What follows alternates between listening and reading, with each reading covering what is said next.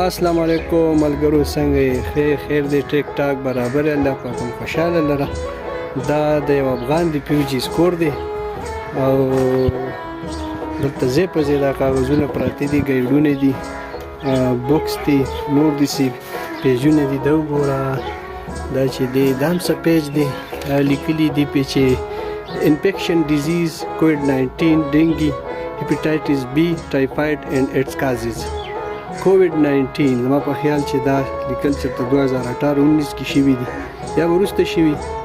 کووډ-19 is a respiratory disease caused by virus called coronavirus.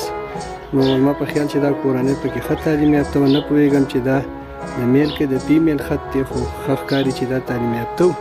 الله پاک دوی کړي چې دوی هلته ښه تعلیم حاصل کړي. خدای پاک دوی هلته خوشحال لري. دلته خو دوی ډېر تعلیمونه حاصلول، خو په خوشحال دی، الله دې خوشحاله لري.